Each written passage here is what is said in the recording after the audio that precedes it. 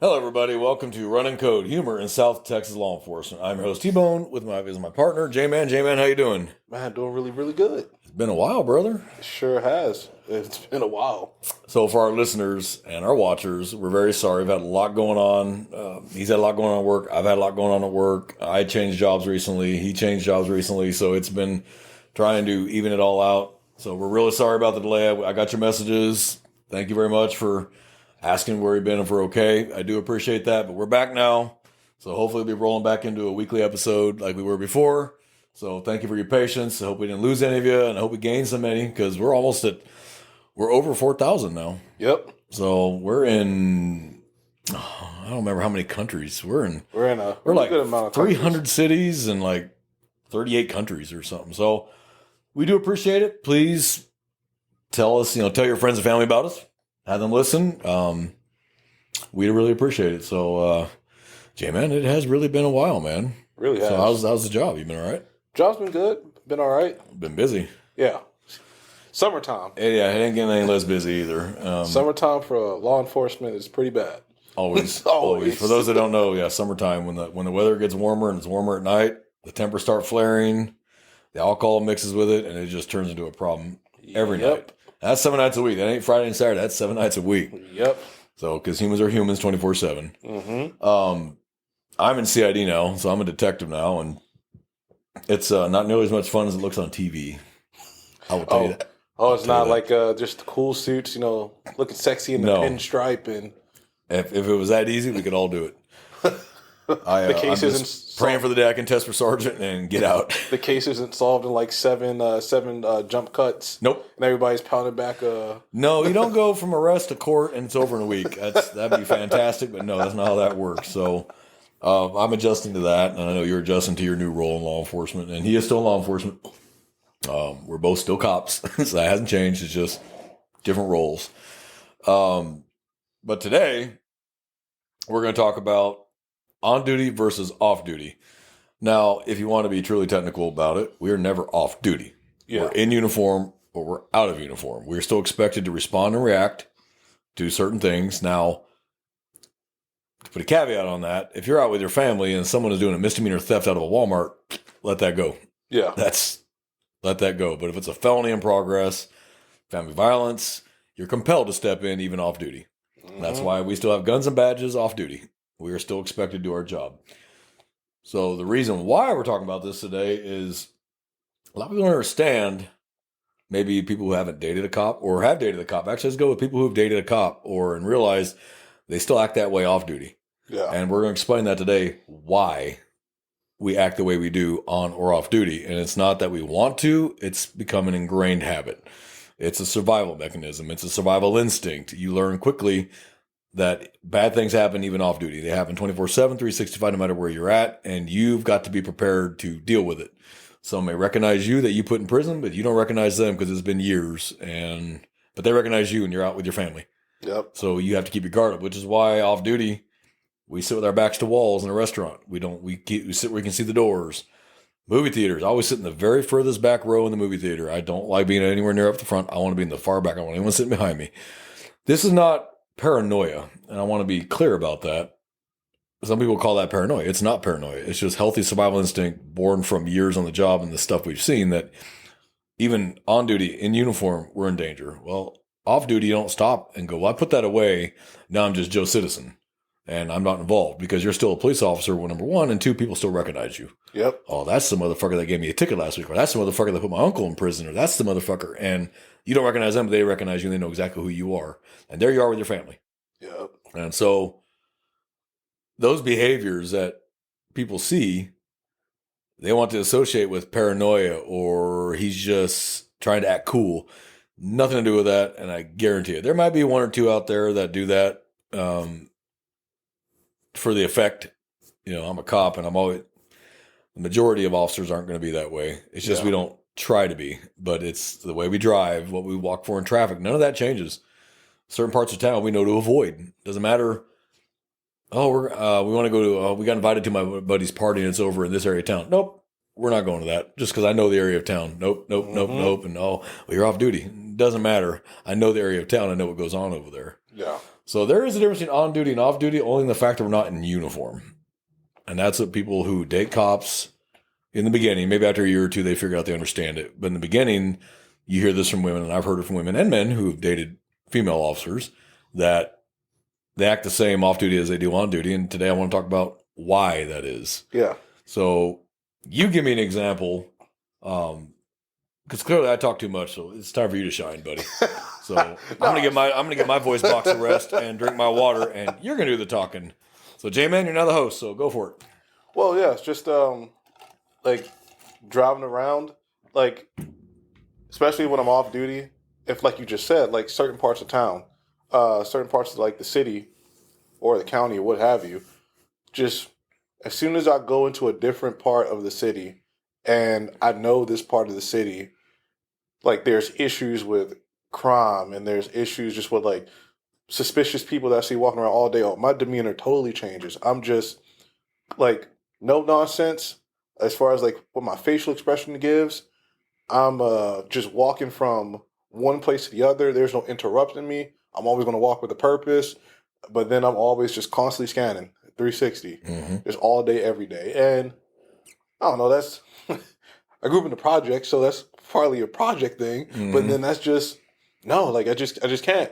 And I may relax a little bit in a nicer part of town, but the only thing that just tells me is that I can't, like, I'm too, if I get too relaxed, then I just always feel like I'm going to be susceptible to something that anything that could happen because I'm not paying attention. And like the environment doesn't dictate really anymore for me. It doesn't dictate my, how vigilant I am. It's just a no-go. Whether I'm in like the worst part of town, like zip code, or I'm in the best, like richest zip code. It doesn't matter.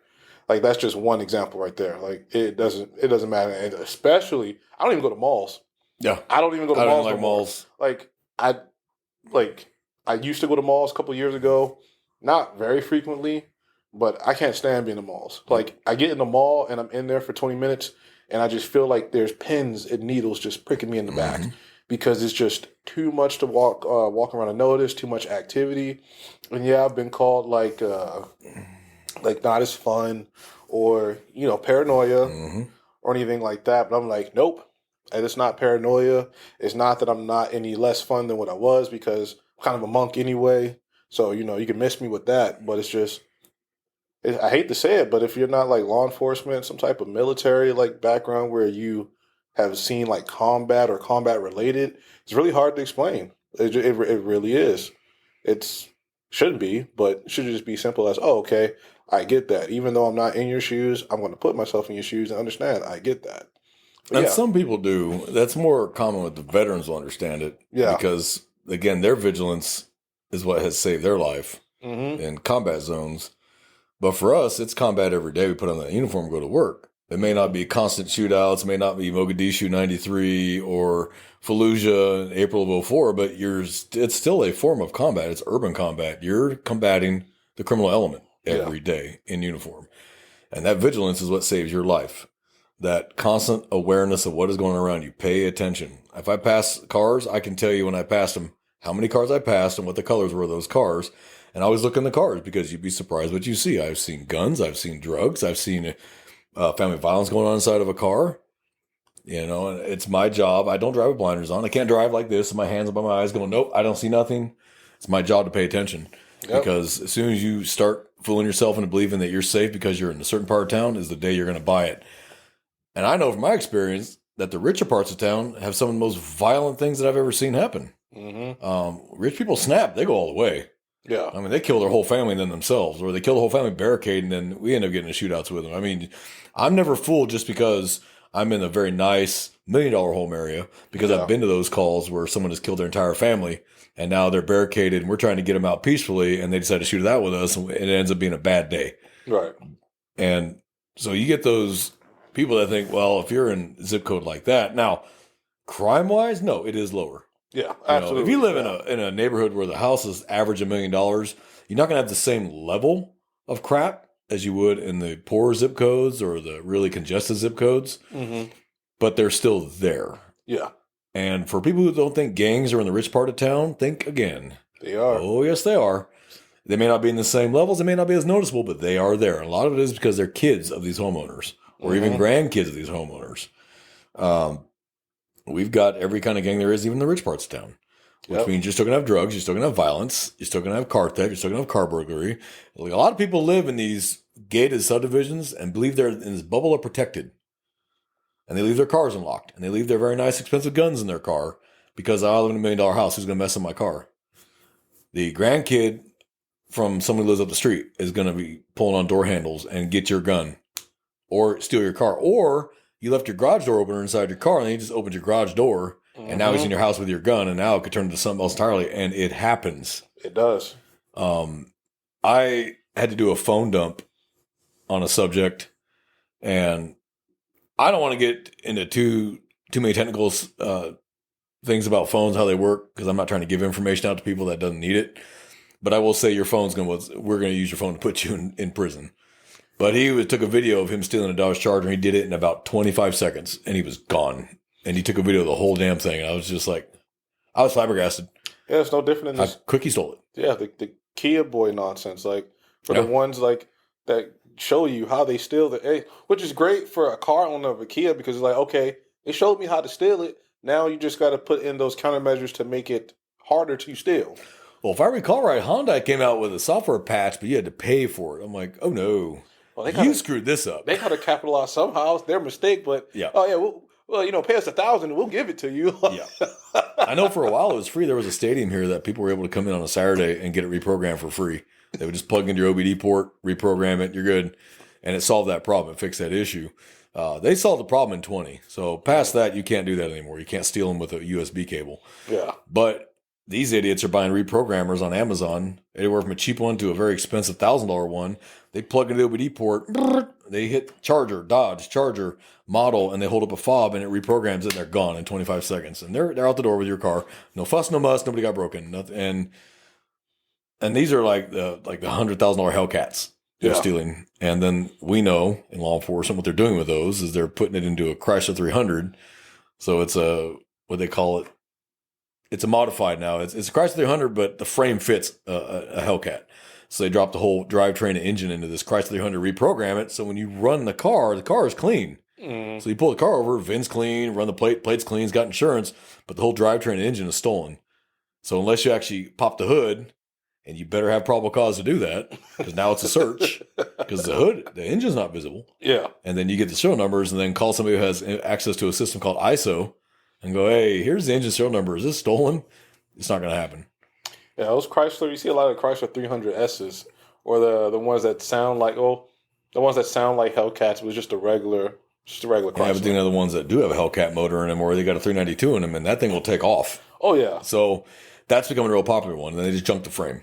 Yeah. You take it to a smash yard or whatever. I know our auto theft guys go by salvage yards a lot, and they'll actually walk through and audit and find a lot of stolen cars, and they'll look at the junkyards like, why aren't you running VIN numbers like you're required to when you get a car in, and like, oh, our bad. And there's a whole stretch here that must have 12 junkyards. And yeah, they audit those all the time. They'll get 6 or 7 stolos out of the junkyard every time. The owner's like, oh, no, you're required to check the VIN numbers. I don't know how we got on that topic. But the vigilance, a certain amount of paranoia is healthy. Yeah. Over paranoia is unhealthy. Like, I don't get to my house now and then I don't clear every closet when I get home and tactically clear my bedroom and tactically clear my closet. No, that's my safe place. And my house is probably the only place I can really just relax and chill and bring down the day. Mm-hmm. This is why I do agree. I heard this when I was a rookie, and people are like, it's better to live further away from your work than real close. The drive gives you time to bring it down. Bring down your level, bring down your bleed off the day. By the time you get home, maybe most of it's gone. That way you're not taking out your stress and your anger of what happened with your family, which I agree with. You should never bring this home and give it to your family. They don't need that. That's your job. You're a police officer at home, but your dad or mom when you get home. Yeah. And that's your matter. Because there were nights I drove home with the radio down or the radio off, just like, Jesus Christ, what happened today? Mm-hmm. I've had days like that. Just holy shit. It's a 30-minute drive home and just like, what the fuck was that? And then if you had a good day, you got the radio up and you're just driving. But I've had days where I drive in silence, just shell shocked what kind of day that was. Like, Jesus, I went to shit quick. You've had them, I've had them. Any officer knows what I'm talking about when I say we had a one call day. Oh yeah, Like, man. that's it. That call soaked up your whole day, whether it was a barricaded subject, whether it was a shooting. You're just like, oh my God. And you're ready to just take. You're just ready to take even the annoying dumb calls. You rather prefer. Yeah, give me that. a civil matter, please. Yeah, give me the civil matters. Give me the dog barking calls. Yeah, give me the welfare check where the neighbor hasn't been seen in 3 weeks and there's something smelly in the house. We all know what that is, but I'll take that. Yeah. You know? Those are bad days. But you can immediately tell the difference between a group of cops and a group of civilians. Unless those civilians used to be like infantrymen who actually been in combat or special forces, special operations, or maybe even ex-cops. Even ex-cops, for the most part, are going to act like active cops. So if you've only been an officer for like 6 months and then you just didn't make it, either it wasn't for you and you were smart enough to know that that was not for you and you made the wise decision to walk away before it got you or someone else killed, and there's no shame in that. If it ain't for you, it's not for you, and that's okay. Yep. I'll never make fun of someone who tells me, hey, maybe the same for me. I'm glad you recognize that, brother. There's other jobs out there. I wish you nothing but the best. You let a recommendation, anything, you let me know, and I got your back.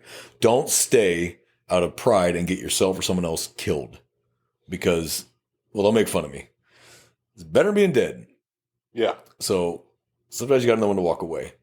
But if you only did it for 6 months, you probably won't maintain those kind of behaviors for very long because you only did it for 6 months. But if you've been a cop for 5 years, 10 years, 15, 20, those behaviors are now ingrained. Unless you were one of those weenies that made it off patrol in a year and went to the courthouse for 25 years, you're probably not going to have that kind of vigilance if you're in the courthouse. We're not offending anybody who was on patrol for a year and then went to the courthouse. I'm pretty sure there's a great reason why you did, and you jumped on the opportunity. Because who could beat weekends? That's very political. Who could beat weekends? And I appreciate that. And I'm Monday sure they through Friday. appreciate that answer. Yeah. I know a lot of people work at the courthouse, and I love y'all to death. Let me clarify something.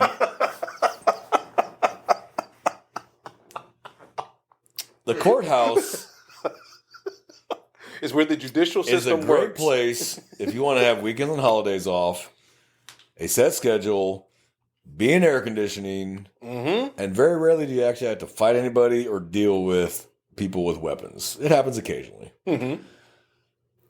If you only did a year on patrol and went to the courthouse, though, you're not going to maintain that same level of vigilance because it's not necessary and it's not required. No, definitely. Which can bite you because stuff does happen at the courthouse too. And if you've lost those street skills that you've learned, and this is my issue is street skills are a perishable skill, just like shooting. Yeah. It's a perishable skill.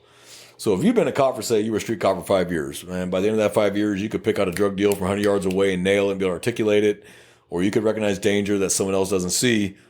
But then you go to, say, be a detective. Mm-hmm. And you become a detective for 5-10 years. Now you're behind a desk 99% of the day. You're behind a desk. You will lose those street skills.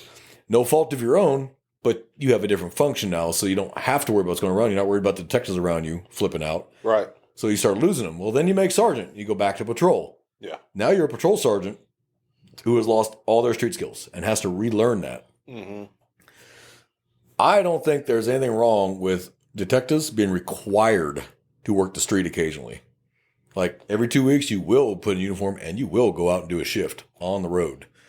That maintains that level of skill, that maintains that level of awareness. Plus, as an added benefit, you have a detective now out with you. If someone goes out and needs a detective, they're there. Yeah. They pull up. All right, I got it. I'll take the complainant. I'll take the witness statement. I'll take the suspect statement. I got it. But they don't lose that level of self-awareness and street skill and street smarts they've learned. We will never do that because we just don't have the manning. We just don't. The crime level here is so high that we can't do it. Can't afford it. And it's not that we don't want to. It's not that, nobody's willing to do it because every detective I know will give their left arm just to get back in a patrol car for at least 8 hours every 2 weeks.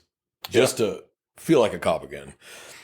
Because while you are still a police officer, you don't feel like one as a detective because your job is all paperwork. Now, for the most part, it's not like the movies where every single person gets brought in for an interrogation or we go out to every single scene and talk to every person. And we don't really do that. That's going to be for like your major crimes. That's going to be your murders, aggravated sexual assault, aggravated robbery, aggravated assault, deadly weapon. The resources will be marshaled to that. Mm-hmm. But we can't, frankly, and don't have the resources to do this for every single felony crime. Right. Like if check fraud, we're not going to canvass the whole neighborhood, knock on every single door and pull it. We're not going to have 25 detectives out there talking to every single person they can find. It's going to be the level of crime and the manning level. And that is the unfortunate reality. Every law enforcement agency would love to have twice the number of people they got. Money is always going to be a factor because what people don't realize, and I'm going to explain this, your manning numbers are set by either your city council of your municipal police department or your county commissioners of your sheriff's agency or state police by the state legislature and the director and the governor is going to set your manning levels. Mm-hmm. It's always going to boil down to one thing, money, every time. We don't have unlimited budgets. We don't have like, hey, you get $1 billion every year. It doesn't work that way. Especially with politics. So if you want more people for your agency, you as the sheriff or the chief of police or the director have to go to whoever holds those purse strings and request manning changes. Mm-hmm. Hey, based on the crime rate, based on the population that has gone way up, and based on the amount of subdivisions we put in, and based on the business that moved in, and based on the crime rate that's gone up, I need X amount of officers. Sounds great in theory. And they say, okay, we're going to bless you. You get 25 more officers. Great. Now you got to hire them, train them. So we back up. You got to go through the background process, which can take anywhere from a month to 6 months, depending on who you're going to. Yeah. State police, talking 4 to 6 months. They are going to do a really in-depth background on you. My agency was 4 months. And I was like, good God, I'm fresh out of the military. They shouldn't be that hard, but they're thorough. Yeah. And they need to be thorough. And then, so now you got your academy date. Now you got to go to the academy. That may not be for 2 months, 3 months, 4 months, depending on when they have a class open. Then you go to the academy, and for whatever agency, it could be 4 to 7 months, depending on the agency. State police, 7 months. And it's a living academy. Some agencies might just be 4. You're getting the same license. It's just a level of training based on the amount of dollars available to train. It's always going to be money, and it always is every single time. Even the military ran on that. Mm-hmm. You ain't got an unlimited budget. Money is still a factor. Now you graduate the academy. Now you got to go through field training. Yep. Which could be anywhere from 6 weeks to 4 months, depending on your agency. I think the state police here, I think it's 6 months of field training. Like 6 months straight. Yeah, that's half a year. Yeah. I didn't realize that. Yeah. Yeah. So then now you're on your own. Now you count as a single individual on that manning roster because when you're a trainee, you don't count because you're a trainee. Right. Your trainer counts. You don't. You are not allowed to make calls yet on your own or drive on your own without a person with you. When you are finally off FTO and they hand you keys on your own and say you are now a manning slot. How long was that process? An easy year, And then, if not longer. and then remember, when you get new bodies to patrol, what happens? People new leave promotional spots to because go we had somewhere else. open slots in CID, warrants, gang unit. So and you're back in it's the like same this. position. Yep. it's like it's a wave, like it's a wavelength, and it's annoying. So yeah, for about a month you'll have this great manning, and then those spots start opening up. Hey, aren't you next on the detective list? Like, oh shit. Yeah, you're happy because you promoted, you're getting better pay, and you're out of here. But the guys aren't great. That's a body gone. Yep. So people think it's just so easy for a commissioner's court or a city council or a director of an state agency to say, you're blessed, you get 200 more people, you get 100 more people, you get 50 more people. They think that's just snap your fingers, it's done. But there's so much behind that because now they got to allocate the funds. They got to allocate because every person is a dollar amount. Okay, this is your base salary, but here's your medical, but here's your life insurance cost, but here's what we expect to use for workers' comp. There's a whole dollar amount for each and every single person in an agency. Mm-hmm. There's a set dollar amount, and they have to go and go, okay, we need to assume this person is going to work for us for 20 years. So we need to make sure that we will have that kind of money in 20 years. Right. So they can say, okay, we're going to give you 50 people. Well, 50 times 100,000 for that person. This is going to cost this. The cost to train them, the fuel costs, the uniform costs. There's so much that goes to it that people just don't realize. It is not, you can't just snap your fingers, wave a wand, and the people are there because it doesn't work that way. Mm-hmm. So even on the day that the commissioner's court or the city council says, you're going to get 50 people. Fantastic. You ain't going to see them for a year and a half. And even when you do, all those open slots we talked about are going to get filled by the people who've been waiting to leave because of manning and couldn't go. Yep. So it's a sad, unfortunate reality. We don't have it. Yeah. And then there's the denial. There's denial that crime's gotten that bad. There's denial the population's gone up this high. When all you got to do is look at the call volume, and that will tell you everything you need to know. In most SOs, it was probably rural 20 years ago, but now it looks suburban. Look at traffic. You look at development. Just traffic. Yeah, the traffic and developments. Like Absolutely. all around. Like, I mean, anywhere in Texas is constantly under construction because everybody keeps moving here. So you got to widen the roads and you have to, or repair roads that weren't getting much traffic. But now it's a thoroughfare like a highway. So now you got to repair that. And you're putting up a subdivision with 2,000 houses where it used to be cattle fields. and the great state of Texas. Yeah, it keeps exploding because people keep coming here. And stop trying to California my Texas, please. We're full. If you want to be a Texan, be a Texan. Come here and adopt our way of life because that's why you're coming here. But when you bring your fruity bullshit ideas from another state and then try to change the state to you, you left your state for a reason. Stop trying to turn this one into that one. There's nothing wrong if you're a vagabond or, you want to come here and have a modern piece of art. I'm not being political. You want I don't care. I don't care. Nope. You want to have a ute? Nope. Like, Nope. I'm not political. Don't care. I'm telling you what I've seen in this state over the last 10 years. And I've watched it turn.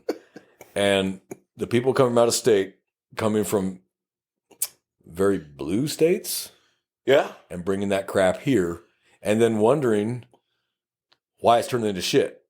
Well, that's because you brought your bullshit with you. If you want to come to Texas, be a Texan. Here we believe in law and order, integrity, and justice. Mm-hmm. We believe that crime shouldn't pay, and you should go to prison when you break the law or hurt somebody. That's simple. But when you start bringing it from other states where you were used to there getting a free ride, and then you bring that here, and then you want to change the laws to fit you, that I have a problem with. I remember, I'll never forget it. It was when I was still working in the jail as an inmate that was fighting a murder charge here. And he's like, man, he was from Chicago. And he's like, if I would have done this in Chicago, I would have already got a 10-year sentence or whatever, 10, 15 years, gotten out parole, like 8 to 10, and been back on the street. He's like, here, y'all don't play with no murders. I'm facing a life sentence damn near or whatever, and I'm still going to court. I'm like, well, yeah, I mean, it's nice to know that you made that realization after you killed somebody. Like, but why did you come here in the first place? That was my thought. Like, why would you come here and still like commit murder? It makes no sense. So even criminals know. Even criminals know they're not trying to dick around here. Like, but it's getting softer in certain counties. Yeah. Very lax prosecution policies by very liberal district attorneys have made it to the point now where people are going, well, it's a 50-50. And it's a sad thing to say when you get a real blue county surrounded by a bunch of red ones, and those counties don't fuck around and will actually throw your ass in prison. And then you get this really blue county, and they're like, well, I mean, it's only the third time you've done it, so we're going to give you 5 years deferred adjudication, suspend a sentence. And you're just like, okay, so what did they learn? Nothing. Not a thing. They're going to do it again. Yeah. Because it's like kids. If you never discipline your child, they're going to keep doing it until the day you finally get off your ass. And by then it might be too late because a pattern has been set. You can't start being a parent all of a sudden when the kid's 13, 14 years old. Yeah. That pattern is long set. So when you call us, my 13-year-old won't listen to me. Well, if they don't listen to you, they're sure as hell not going to listen to me. I hate those calls. Oh, I absolutely used to annoy me. I'm like, you want me to parent your child? Well, I'm going to claim your child on my taxes then if you want me to parent your child because you did such a piss poor job. Because with kids, you cannot be their friend and their parent. You're one or you're the other. And if you're smart, you're their parent first. When they turn 18, now you can be their friend. You did your job. Mm-hmm. I told my son, when you turn 18, now I'm your friend. Until that day comes, I'm your parent. And I have to choose between the two. I'm always going to choose parent because my job and responsibility is to raise a moral person. That's my job. Mm-hmm. And I've failed my job if I try to be your friend. So I can tell the parents right away that parent their children versus spoil their children. Now, my grandma told me something very smart when I was a teenager, and I never forgot it. And to this day, I believe it. If you are friends with your kids, you will raise your grandkids. Yeah. If you parent your children, you can play with your grandkids. Makes sense. It does. You did your job. And it drives me nuts the amount of grandparents I have to see that now have to raise their grandkids. Yeah. Like, unless in some extreme circumstances, like your daughter was killed or they were killed in a car crash and now you don't have a choice, you're the next parent line, great. I'm talking about just, nope, kids are capable, they're just not doing it. They want to run the streets, they want to do this, they're in prison, jail, whatever. And now grandma's raising the kids when she's earned the right to be a grandma and be like, I had a good time, come take your kid back. Mm-hmm. I want to watch, TV all day.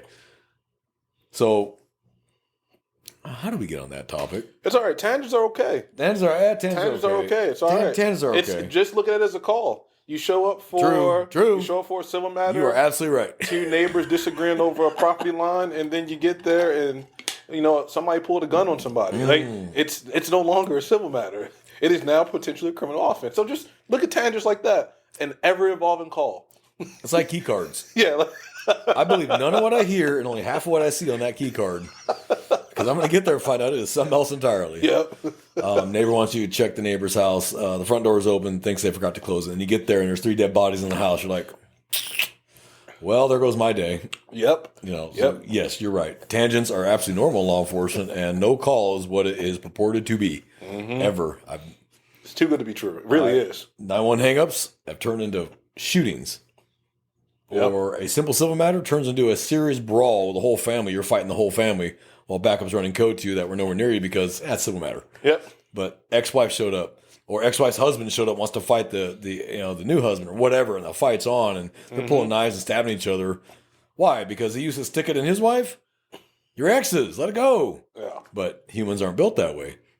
So I still see the jealousy and still see the anger, and it turns into a shooting or a stabbing or something, or you get called for a simple welfare check, and then it turns into you got to remove the kitchen from the house. You got to get CPS involved. You got to EMS there. You got to get CID there and crime scene because it turned out the house completely unfit for a child, covered in dog feces and cat feces everywhere, and it's a completely dangerous environment for a child. But it was just a welfare check, but now it's sucking down 7 hours out of your day because you got to do a priority 1 investigation. CPS had them come down and take these children out of the house, and I guarantee you, the minute CPS shows up, the fight's on with the parents. Oh yeah. It's amazing how these parents that don't give a rat's ass about their kid, all of a sudden are the world's greatest parents when CPS shows up. Yep. And then all of a sudden you can't take my kid, and you are going to fight. This is why our policy, I know what your agency's policy is. Our policy is there'll be 2 officers and a sergeant on a child removal.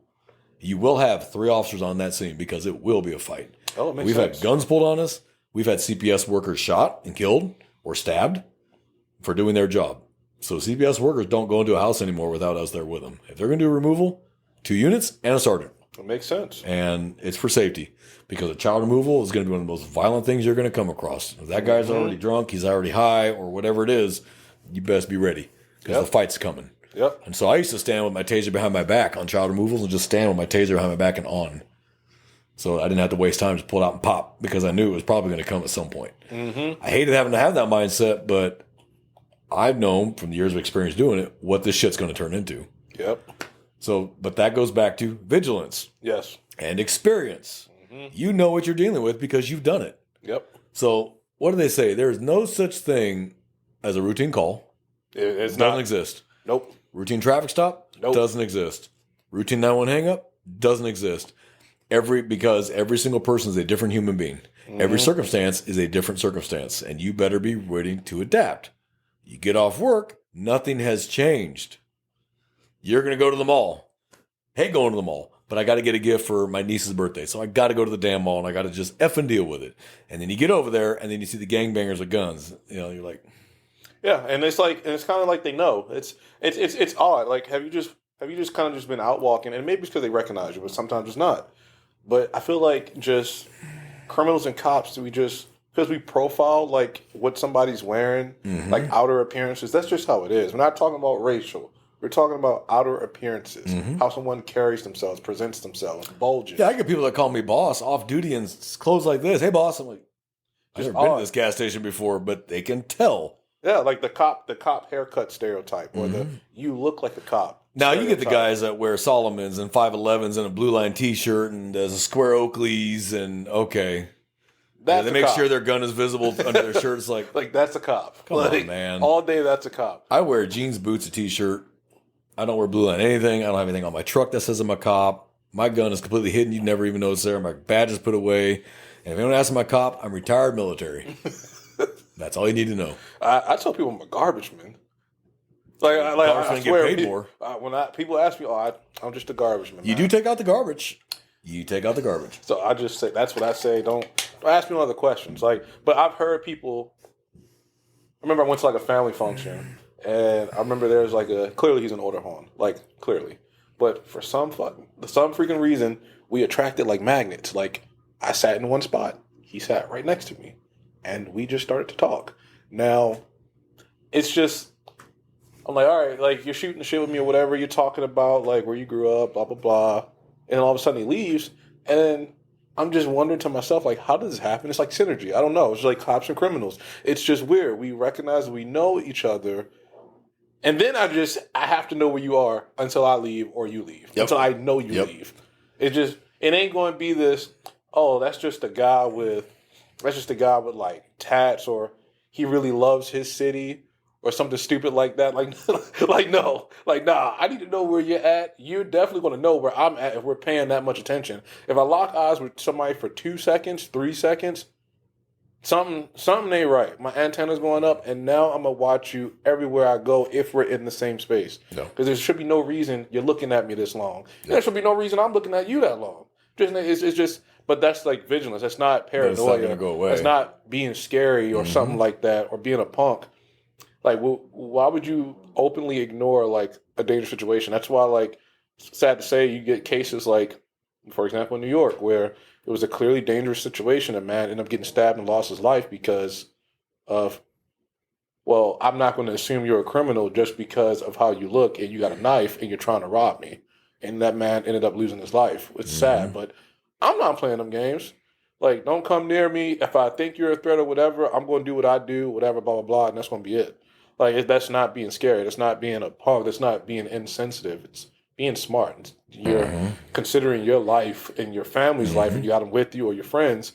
That should be priority number one. Absolutely. Yeah. And I'm not saying walk around and be a dick to everybody. Yeah. Not at all what I'm saying. But trust but verify, like General Mattis said, be nice, but have a plan to kill everyone in the room. Yeah. And that's not looking for a fight. That is simply reality. Yeah. And so I'm not going to walk in and be like, oh, yeah, I hope this happens. No, it's not what we're saying. We're saying be vigilant and be prepared, because it does happen at the oddest times, in the weirdest places, the nicest environments. All of a sudden, you're having to pull your gun. You're in a gunfight. I mean, I've done traffic stops in the richest parts of town where it ended up damn near being a gunfight because I happened to be passing through. So I can't be fooled as a nice area just because that car's in a nice area. They may just be passing through. So we have a very nice small section of town here that comes from one of the crappiest parts of town, and the same thoroughfare goes through both. So the cops in this very nice little town, this little small little area, this municipality, have to deal with a lot of turds that come in off that highway into their town, because 2 miles down the road, it is a war zone. Yeah. But the people that live in this little small town that's nice, those are multimillionaires, a few billionaires, and live in multi-million dollar houses. And so the cops, when they start there, are used to dealing with the rich, but they start doing traffic stops and people that come in off that highway, and they're getting guns, drugs, chases, stolen cars. So they fooled themselves into going, well, I live and work in a very nice area. Yeah, there's an invention called cars and roads, and they connect. Yeah. So just because you police there doesn't mean that that's the kind of person you're dealing with, is a person from there. Yeah. So it's kind of like everybody's so worried about offending people now. What if I say something offensive? Yeah, this guy looks like a criminal and he acts like a criminal, but I better not call him a criminal because I'm being insensitive, or I'm being rude, or a criminal is a criminal. If you know what the hell you're looking at because you've been doing this for 5 years, 10 years, 15, 20, whatever it is, your first instinct is usually right. Yep. Because that little voice in your head's going, hey, pay attention. You know who Dan Pena is? The motivational speaker. Love Dan Pena. Yeah. He's very And blunt. he pulls no punches. Yeah, he's very blunt. He will tell you, you're an idiot. Have you ever seen he talks about, and listeners, please look this up. Look up Dan Pena snowflake test. And if you're sensitive, don't, because he's going to hurt your feelings. And I love him. But he said, the biggest problem with society is no one is willing to tell someone, fuck you.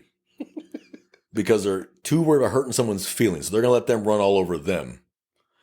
Dan said, there was a snowflake test because there was 5 questions. He goes, I don't remember all 5. But the 5th one of the questions was, the question was, sorry, let me back up. If someone came up and you were with your mother and someone came and spit in your mother's face, what would you do? There was like 4 answers. And he goes, the most picked answer was, I would want to see why he was having such a bad day. He goes, now what the fuck does that have to do with him spitting in your mother's face? That can't be real. Yes. A question that people really pick. Yes. And now we're talking that 18 to 22-year-old generation, though. But that was the majority, like 70-something%. You can look this up. Look up Dan Pena snowflake test. And he lays out the numbers. But that was the biggest answer picked was, I want to find out why this guy is having a bad day and why he did what he did. You spit in my mother's face, I'm going to knock every fucking tooth in your face out. Because that has nothing to do with why you're having a bad day. About to be a worse day. You're about to have a far worse one because that's my mama. Mm-hmm. And I love my mama.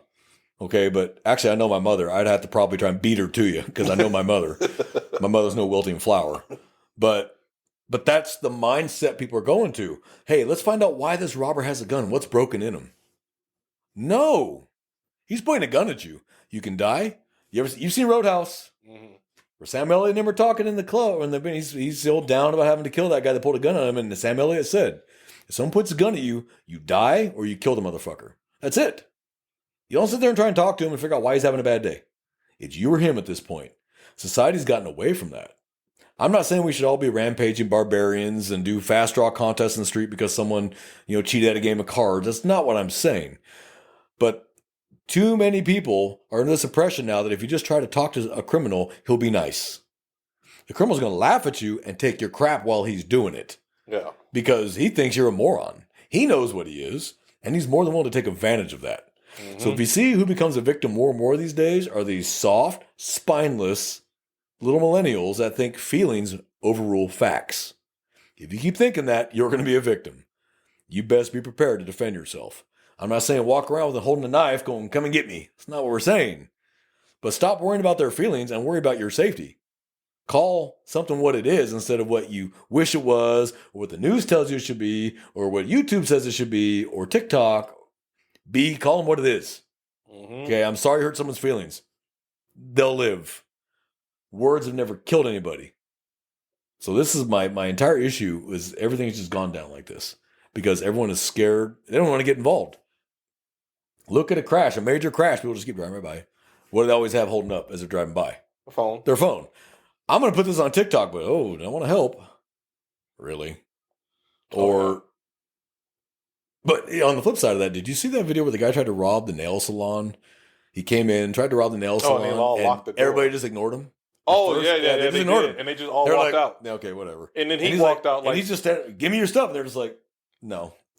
And then the woman walked out. He's like, give me your stuff. She goes, give me your money. She goes, I don't have any money.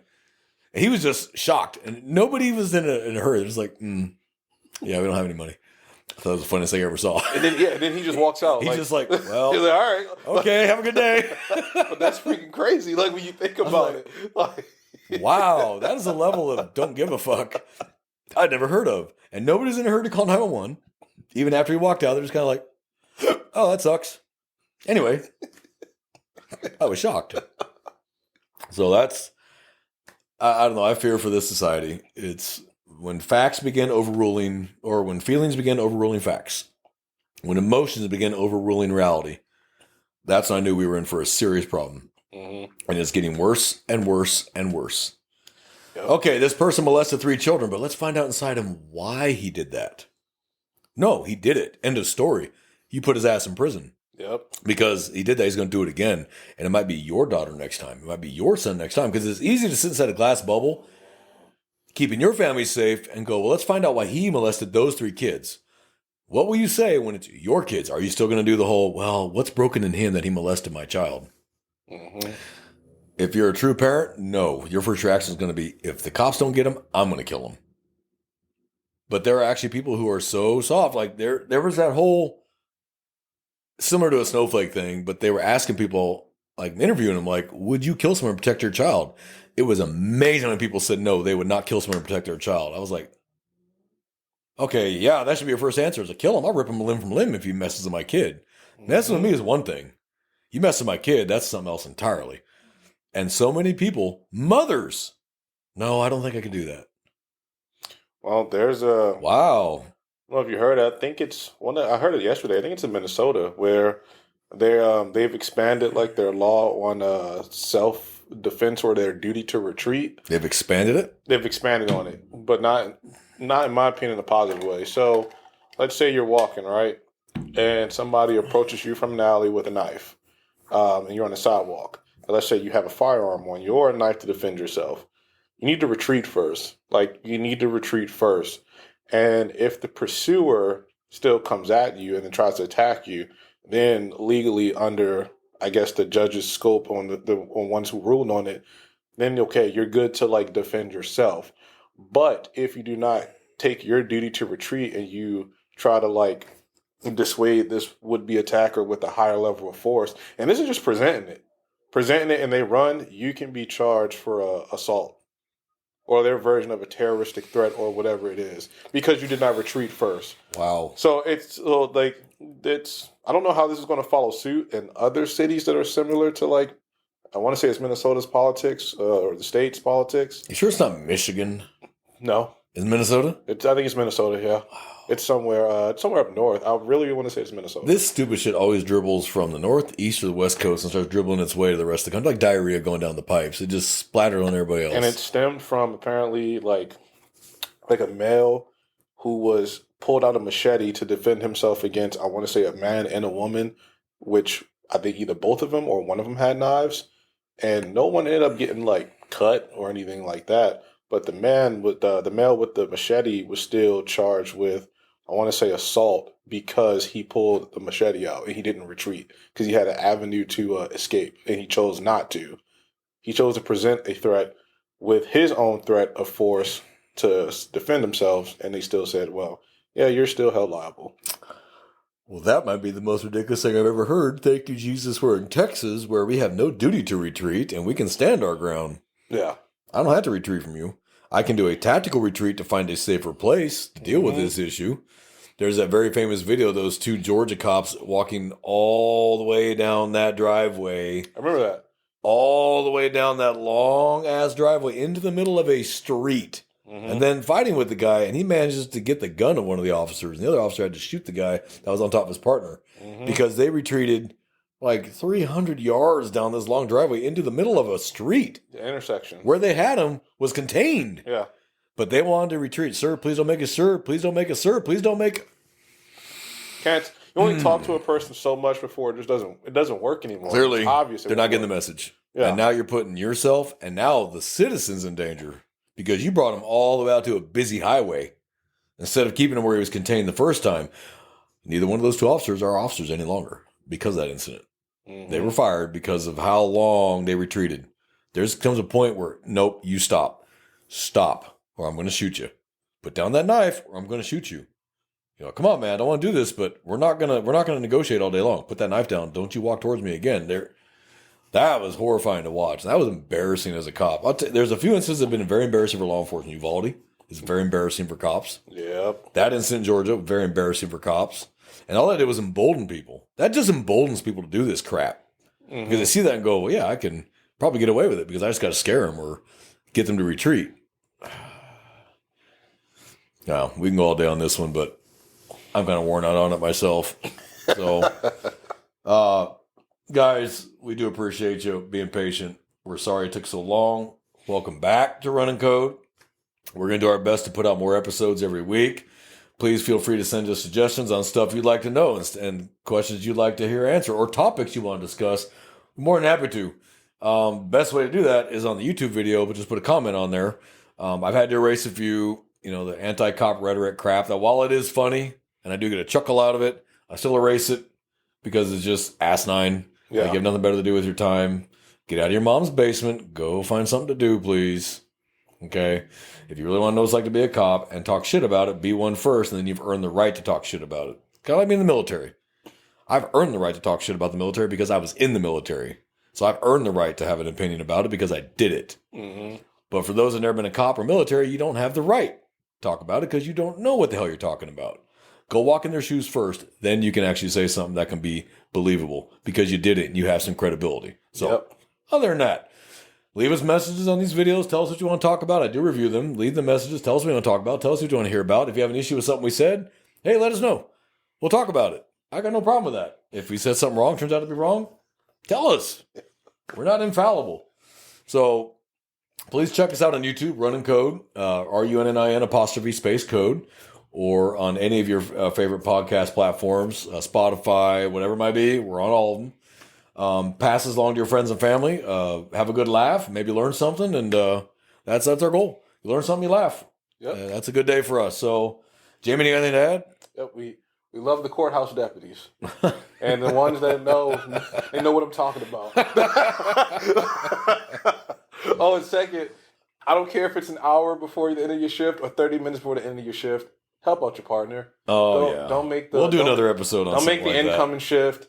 Take care of business on your current shift because you want to go home and like put your head in the sand. Like, don't do that. Yeah. Be a good partner. Be a good shift mate. Absolutely. We're all in this together. One fight, one team, one fight. So, well, from J-Man here and I at Running Code, we wish you all to have a safe week. Brothers and sisters, watch out for your backs. Civilians, please take care of yourself. Look at what's going around you. Give us support when you can because we'll be there to support you. And if you don't like us, we'll still be there to protect you and help you. So, from J-Man and I here at Running Code, we're out of here and everybody have a good week.